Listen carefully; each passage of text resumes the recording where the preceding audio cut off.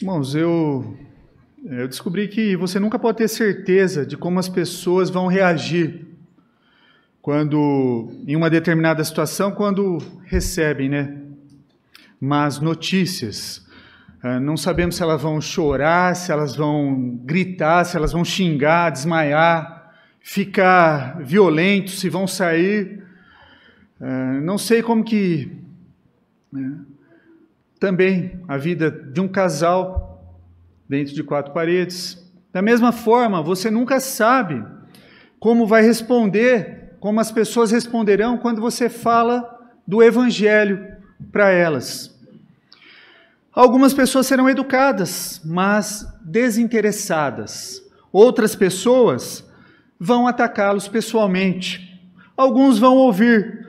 Dentre os que ouvem, alguns crerão.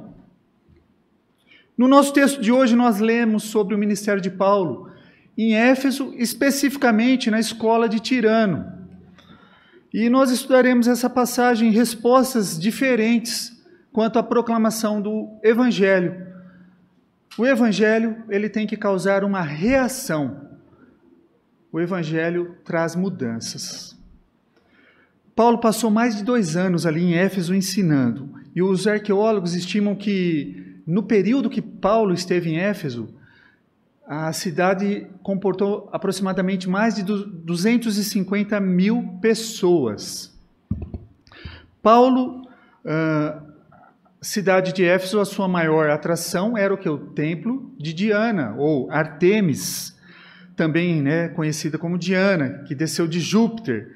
Templo construído era 4 vezes maior que o Partenon de Atenas.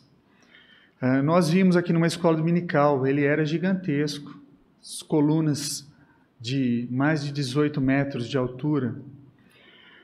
E uma das 7 maravilhas do mundo. Diana simbolizava o quê? Fertilidade, fertilidade sexual.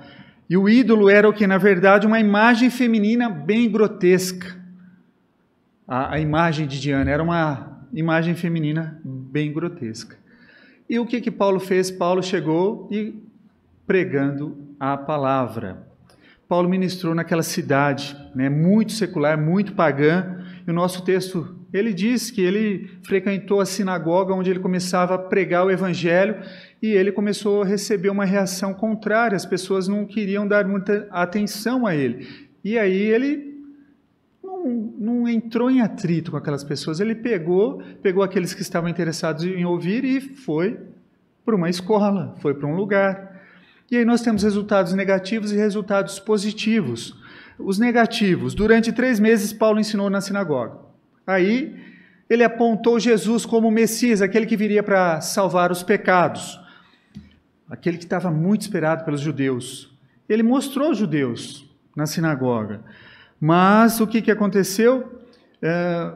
Ele apresentou que Jesus desceu e se tornou homem. Como a discussão se prolongou 3 meses, presumo que Paulo havia sido bem sucedido na sua apresentação do Evangelho, na sua argumentação, na sua oratória, e explicou. E suspeito que alguns membros da sinagoga ouviram e creram no Evangelho. Foi esse fato que perturbou alguns. Eles viram a eficácia da pregação do Evangelho, viram a mudança de vida de algumas pessoas e ficaram preocupados com a possibilidade de perder os membros da sinagoga.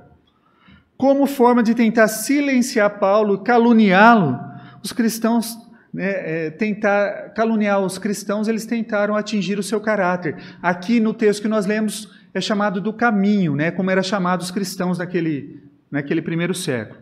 Paulo e outros novos crentes, então, deixam a sinagoga, chega a um ponto melhor partir do que continuar do jeito que está. Resultados positivos. Paulo não foi desencorajado, ele conseguiu ir à escola de Tirano. No primeiro século não havia templos como esse, templos cristãos. Eles se reuniam nos lares, na sinagoga, nas casas, em lugares públicos ou isolados, onde podiam falar de Cristo. Então Paulo fez, saiu da sinagoga, foi para a escola de Tirano, provavelmente uma sala de preleções ou um edifício escolar, o qual o dono era o tirano, né, ou o professor, e esse tirano, alguns comentaristas se perguntam se o nome foi dado por seus alunos, né, ou por seus pais. Existem manuscritos gregos que dizem que Éfeso parava das 11 da manhã até as 4 da tarde. E eles não trabalhavam durante esse período, das 11 até as 4 da tarde. E foi exatamente o período que Paulo usou a escola de Tirano. No outro horário, essa escola estava sendo utilizada. Então era mais fácil você encontrar pessoas dormindo em Éfeso 1h da tarde do que 1h da madrugada. E o que Paulo ensinou para essas pessoas foi tão fervoroso o seu testemunho que ele estava tão empenhado em alcançá-los com o Evangelho. Ele ensinava então 5 horas por dia, 6 dias por semana, e mais de 1 ano fazendo isso.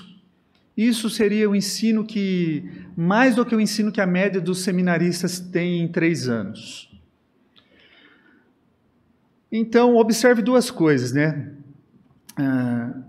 Essa primeira aí que Paulo ensinava mais do que um seminarista teria durante 3 anos, ele ensinou um pouco mais de 1 ano. E a segunda é, Paulo não entrou num embate, né, infrutífero com aqueles homens. O que ele fez? Ele otimizou o seu tempo, pegou, vamos para um lugar neutro e vamos continuar conversando. E foi nessa escola que ele criou a escola de teologia para os judeus e para os gregos que estavam interessados no caminho, no Evangelho. Palavra de Deus durante 2 anos. Como resultado, todos os judeus e gregos, até das províncias mais distantes, ouviram a palavra de Deus. E aqui foi o centro de ensino da Ásia Menor. Éfeso era o centro de ensino da Ásia Menor. Paulo passou 2 vezes, durante 2 viagens missionárias em Éfeso. Tá? É o único lugar que ele passou 2 vezes com essa dedicação. Não sei se eu teria o ímpeto que Paulo teve. Eu acho que eu desistiria mais fácil. Não sei os irmãos, né? Não ficaria surpreso se vocês desistissem também. Porque quando nós encontramos um obstáculo na pregação do Evangelho, a gente acha que Deus fechou as portas. Eu fiz o melhor, eu já tentei, mas não dá, eu vou para outro lugar. Paulo não. Quando viu uma porta fechada, ele começou a abrir outras portas. Ele continuou falando em outros lugares. Ele seguiu. No tempo dos puritanos, meus irmãos, eles tinham a oração como um privilégio ao Deus Santo e por isso se dedicaram orando por horas e horas. Hoje em dia, nós não suportamos oração de 5 minutos, nós já ficamos incomodados. Nós não aguentamos orar por 5 minutos a Deus. Antigamente, o comércio não funcionava no dia de domingo. Ele não funcionava. Por quê? Não fazia falta, porque as pessoas se preparavam para o domingo. Então, eles compravam tudo que precisava até no sábado, e o domingo, de fato, era o dia do Senhor, o dia do descanso. Então, não fazia falta. Também os crentes frequentavam os trabalhos das igrejas, faziam cultos nos lares, liam a Bíblia para os seus filhos, oravam com e por seus filhos. Como resultado, né? Hoje estão muito ocupados com seus afazeres, apenas tentando ganhar dinheiro para dar uma qualidade melhor de vida para os seus filhos.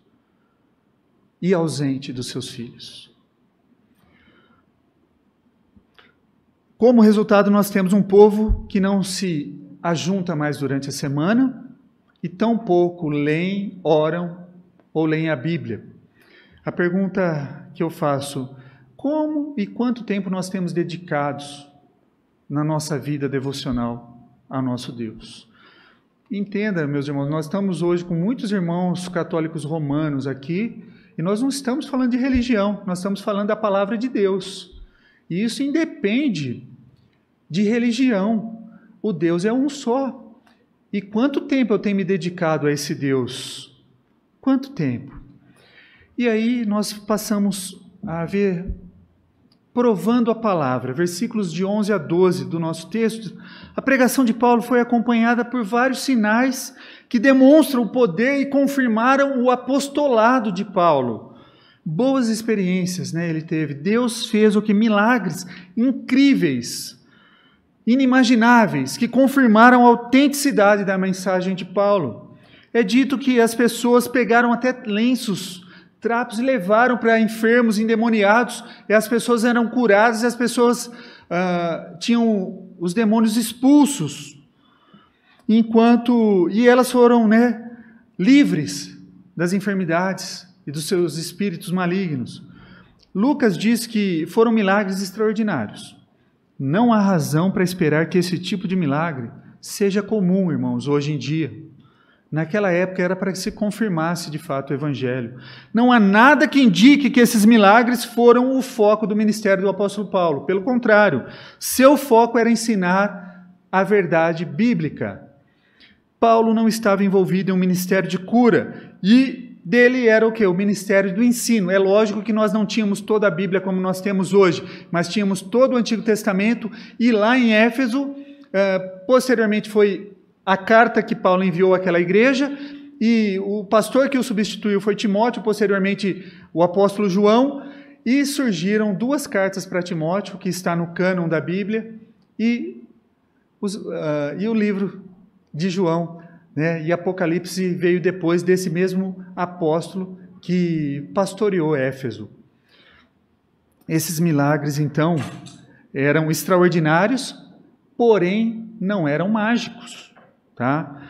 Há charlatões hoje na televisão, meus irmãos. Esse é o nome, charlatões, que eles o quê? Apelam para o emocional, apelam para o ponto fraco de vocês, ponto fraco daqueles que estão assistindo, e eles falam o quê? Se você mandar dinheiro, você vai receber algo abençoado. Se você mandar isso, se você depositar tal coisa, nós enviaremos para você isso, e você será curado. É trágica a maneira como as pessoas tomam a verdade, o poder de Deus, e transformam em uma distração.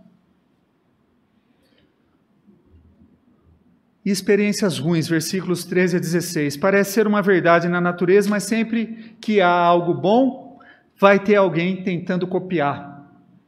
Se houve uma boa ideia na televisão, na próxima temporada vai ter 5 programas iguais fazendo o mesmo programa. Se houve um comerciante que abriu um negócio aqui, daqui 3 meses, 6 meses, tem mais um monte de negócios copiando. Se houver um bom lanche, vai ter várias lanchonetes tentando copiar aquele bom lanche. Se um certo tipo de livro se tornar popular no mercado, daqui a alguns anos vai ter dezenas de livros tratando do mesmo assunto. Onde Deus levanta uma igreja, Satanás tenta levantar uma sinagoga de Satanás. Onde Deus instrumentaliza obreiros fiéis, Satanás apresenta falsos obreiros. O povo de Éfeso estava envolvido já com o oculto, com a magia. Eles faziam isso. Estavam acostumados a brincar com o sobrenatural. Esse é o nome, brincar com o sobrenatural. E dentre eles 7 filhos de Seva, um sumo sacerdote, viram o que estava acontecendo através do apóstolo Paulo, queriam um pouquinho daquilo. E o que eles fizeram? Eles corajosamente davam ordens a demônio em nome de Jesus a quem Paulo pregava. E qual foi a resposta que eles receberam? O espírito maligno disse para eles: conheço a Jesus e sei quem é Paulo, mas vós, quem sois? E o possesso espírito maligno saltou sobre eles, subjugando a todos, e de tal modo prevaleceu contra eles, que desnudos, feridos, fugiram daquela casa. Até os demônios conhecem a Jesus. Não basta conhecer. Conhecer até o demônio conhece. É necessário relacionar-se a Jesus. É necessário entregar a vida, o senhorio da sua vida a Jesus. E acho que há alguns princípios que nós podemos extrair dessa demonstração de poder de Deus. Primeiro, Paulo, na sua carta que ele enviou aos Efésios, diz assim: porque a nossa luta não é contra o sangue e a carne, sim contra os principados e potestades, contra os dominadores deste mundo tenebroso, contra as forças espirituais do mal nas regiões celestes. Portanto, tomai toda a armadura de Deus para que possais resistir no dia mau e depois de ter desvencido tudo, permanecer inabaláveis. Como os filhos de Seva, esses 7 filhos, nós não estamos brincando, meus irmãos. Há poderes espirituais muito reais que estão em ação no mundo. Nós não podemos brincar com o oculto. Precisamos desesperadamente de sabedoria. A armadura do qual o apóstolo Paulo fala é a armadura da justiça, a espada é a Bíblia. Ele fala na mesma carta aos Efésios, no capítulo 6, depois os irmãos podem ler. Nós precisamos dessa proteção, dessa força de Deus para enfrentar as batalhas que nós estamos surgindo. E essas batalhas vão vir para destruir a nossa família, para separar as nossas amizades, para causar o mal, para destruir. Em segundo lugar, nós precisamos lembrar que milagres, por definição, são exceção, não são a regra. Deus ainda cura e faz grandes coisas? Absolutamente que sim. O que precisamos lembrar é que nós não temos o direito de esperar um milagre, não. Deus não está aqui para remover os obstáculos que surgem na minha vida, os aborrecimentos na nossa vida, mas sim com o objetivo de ensinar a viver pela fé em todas as circunstâncias. Às vezes os milagres vêm, na maioria das vezes não. Podemos pensar em realizar milagres, né? Às vezes pensar que podemos realizar milagres, aprendendo alguma fórmula mágica ou dizendo algumas palavras, é ser tão tolo quanto os filhos de Seva e quanto os filhos de Eli. Olha a importância, meus irmãos, da fidelidade do qual esses pais prometeram aqui diante de Deus e diante de todos vocês, das promessas que eles fizeram. Eles fizeram algumas promessas muito importantes que vai afetar diretamente seus filhos. A responsabilidade também é nossa, principalmente enquanto os nossos filhos são pequenos. E qual é a resposta à palavra de Deus? A mensagem do Evangelho estava passando, a fidelidade de Paulo estava dando frutos. Versículos 18 e 19, né? Muitos dos que acreditavam agora vieram, confessaram abertamente seus atos malignos. Um número que havia praticado feitiçaria trouxeram todos os seus livros para serem queimados. O valor estava estimado em 50 mil dracmas, isso equivale mais ou menos 50 mil moedas de pratas, equivale ao salário de 150 trabalhadores. Vidas mudadas, a evidência de mudança de vida, né, são encontradas nesse texto. Eles se arrependeram dos seus pecados e se voltaram a Cristo. Se afastaram do passado pecaminoso, independente do que eles haviam feito. Eles se arrependeram. Conversão é isso que significa voltar, convergir, voltar de um caminho errado e pegar o caminho direito. O caminho. Qual é o caminho? Eu sou o caminho, a verdade e a vida. Ninguém vem ao Pai se não for por mim. Palavras de Cristo no Evangelho de João, capítulo 14. As pessoas que estavam envolvidas trouxeram seus livros para serem queimados. Não foi um problema pequeno, né? Salário de 150 homens, gente. Há muitas pessoas que fazem a sua profissão de fé aqui na frente, pessoas que realmente acreditam estar dispostas a arrependimento, se afastar do seu antigo mundo, modo de vida. Não basta dizer, eu quero ir para o céu. Devemos querer e estar dispostos a seguir a Jesus. Para isso, nós devemos nos afastar do nosso caminho antigo, das práticas do nosso passado. Precisamos fazer algumas perguntas difíceis. Estamos seguindo a Cristo e servindo ao diabo? Estamos afirmando seguir a Cristo, mesmo quando estamos o quê? Com a nossa vida mundana? Nós não podemos servir a dois senhores. Se assim for, nós precisamos questionar se a nossa profissão de fé, o nosso batismo foi genuíno. Porque como tem sido a sua vida? Precisamos questionar a nossa profissão de fé. A pessoa que confia e segue a Cristo é uma pessoa que se afasta do diabo e se afasta do mundo. É fácil isso? Não, não é fácil. Mas é cada dia. É um dia por vez. Se alimentando da palavra de Deus. É um dia por vez. Para todos nós. Para todos nós. Para que nós não caiamos nos nossos pecados. E depois disso, o que aconteceu nesse trecho que nós lemos? Um motim. Demétrio, organizou um motim. Demétrio era um artífice que fazia nichos da deusa Diana, ou Artemis, e eles estavam perdendo a fonte de renda deles. E aí eles chamaram todos os artesãos lá, os artífices, para, olha, nós precisamos fazer alguma coisa. Você viu o que Paulo está fazendo? Paulo está pregando o evangelho, as pessoas estão mudando de vida e deixando os seus ídolos. Gente, quando a gente fala ídolo aqui, e em respeito principalmente aos nossos irmãos católicos romanos, não estamos falando de imagem de santos, não. O ídolo pode ser sim uma imagem, mas pode ser o nosso carro, pode ser o nosso dinheiro, pode ser o nosso filho, pode ser qualquer coisa. Ídolo é aquilo que a gente coloca em primeiro lugar.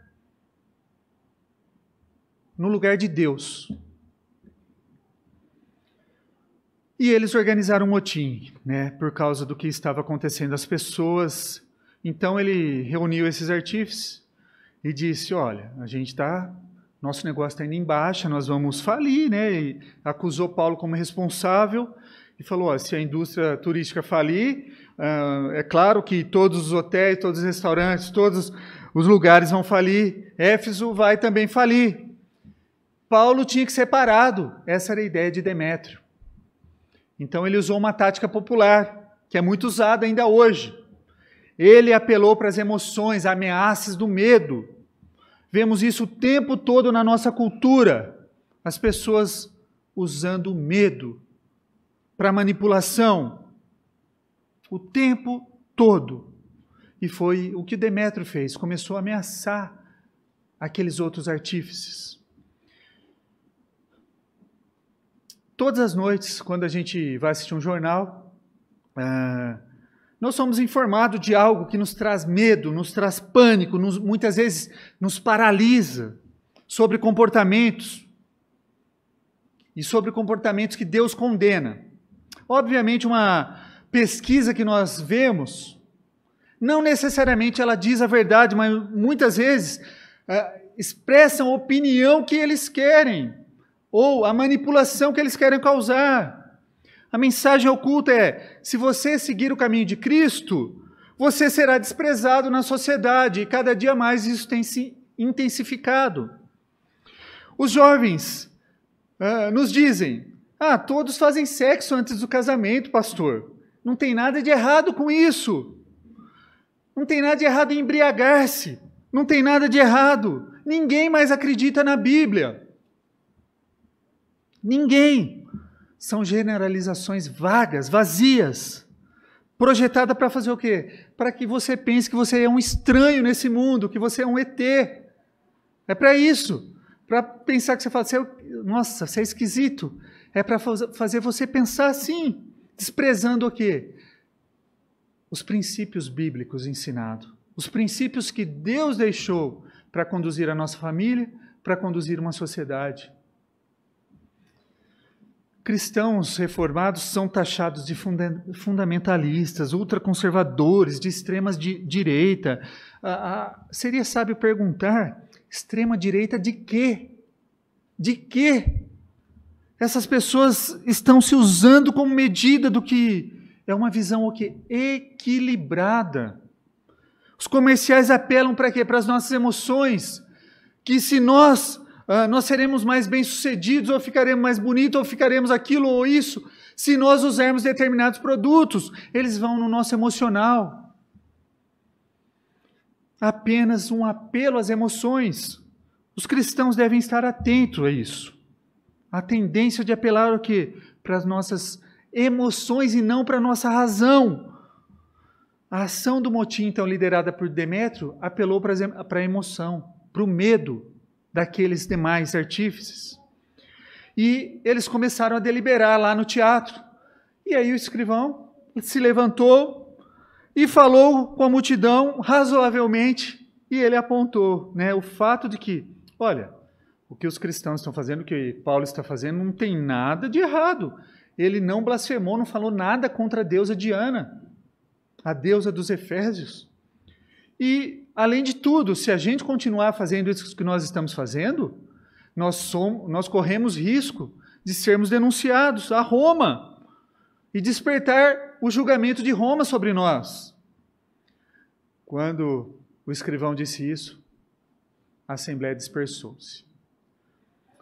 Em nossos dias, meus irmãos, com o rigor do politicamente correto, a ideia de confrontação crítica, corajosa, das formas de paganismo, idolatria, são politicamente incorretas. Você não será ouvido. Nós tornamos, em muitos casos, pelo menos aqui, eu acho que já nos Estados Unidos, em outros lugares há muito mais tempo, e estamos nos tornando aqui no Brasil agora, uma igreja adormecida ao assistirmos passivamente a nossa própria geração entregar-se à idolatria, como faziam as pessoas no mundo antigo, vendo coisas serem erradas e não se manifestando. Como eu disse há alguns meses atrás, que nós teríamos uma votação no dia 9 de novembro sobre algo que contrariava o princípio bíblico, que nós devíamos nos posicionar. E muitas vezes o que nós estamos fazendo? Estamos nos escondendo. Nós precisamos, meus irmãos, tomar postura de cristão. É interessante que quando a escuridão vem, nós sabemos que vem vindo aqui a chuva. Quando a tribulação vem, meus irmãos, e nós estamos vivendo tempos de tribulação, tempos de coisas ruins. Os adolescentes aprenderam um pouco sobre isso hoje, que são sinais da vinda do Cristo, da vinda daquele que virá para acabar com toda a maldade, para julgar os vivos e os mortos. Então nós temos que ter essa esperança, essa alegria de que nós voltaremos. Algumas lições para tirarmos essa noite, meus irmãos. Em primeiro lugar, Deus usará aqueles que estão dispostos a se dedicar plenamente nos seus propósitos. Se nós, como igreja, queremos ser usados por Deus, teremos o que? Arregaçar as mangas e nos entregar a mensagem do Evangelho. Ninguém ouvirá o Evangelho se nós não sairmos e pregarmos. Não adianta você esperar as pessoas virem perguntar. Nós temos que arregaçar as mangas e ir. Segundo lugar, precisamos lembrar que se vamos fazer a diferença na nossa sociedade, não virá de nossas estratégias, de nossa metodologia, mas da proclamação fiel das Escrituras. O povo de Éfeso foi mudado porque Paulo abriu a palavra de Deus e pregou fielmente, dia após dia. Ainda é a palavra de Deus que muda a vida das pessoas, não são metodologia nem estratégias. Quando você compartilha a mensagem da salvação com outras pessoas, algumas pessoas vão reagir negativamente. As pessoas que não querem confrontar o seu pecado, elas gostam de se sentir dona de si mesmo. Elas gostam de ter controle da sua vida. Por isso, elas não gostam de ser confrontadas no seu pecado. Diante da verdade do Evangelho, alguns ficarão ofendidos e irritados. Então, correndo o risco aqui de ofender alguns, você está preparado para chegar ao céu por conta própria, porque você é bom, porque você é caridoso? Se você acha que sim, você não entendeu o Evangelho. O caminho para o céu não depende do que nós fazemos, mas depende do que Cristo fez na cruz por nós. Todos nós somos pecadores, todos nós carecemos da graça de Deus para sermos salvos. E se você não entender o Evangelho, você está indo para o julgamento eterno e não para o céu. A Bíblia diz que todos nós pecamos, então nós precisamos do perdão. Nós precisamos que os nossos pecados, que foram imputados em Cristo Jesus, imputado é colocado na conta, né? Sabe quando você recebe um Pix? Você fala, opa, recebi um crédito. Quando o nosso pecado é imputado na conta de Cristo, Deus pegou o meu pecado e colocou em Cristo, sobre Cristo. Cristo pagou pelos nossos pecados. Foi imputado na conta de Cristo. Jesus morreu como pagamento por nossos pecados. Os nossos pecados foram imputados a Ele. Isso é, colocados na conta dele. Ele pagou a nossa dívida. Deus agora nos oferece a chance de sermos o quê? Novas pessoas, arrependidas das nossas vidas erradas. Seguir um caminho novo. Temos que sair do nosso passado e vir até Cristo. Devemos confiar nele e devemos segui-lo. Se você ainda não tem um relacionamento com Cristo, eu o encorajo a fazer hoje. Pare de brincar com a sua fé. Pare de brincar com Deus. Pare de brincar com o espiritual. É a hora de você encarar a verdade, é a hora de você reagir, de você se render a Cristo Jesus. A nossa sociedade precisa desesperadamente de pessoas que se levantem firmemente, apaixonadamente pela verdade do Evangelho. E essas pessoas podem ser nós. Que Deus nos abençoe e que Deus nos ajude.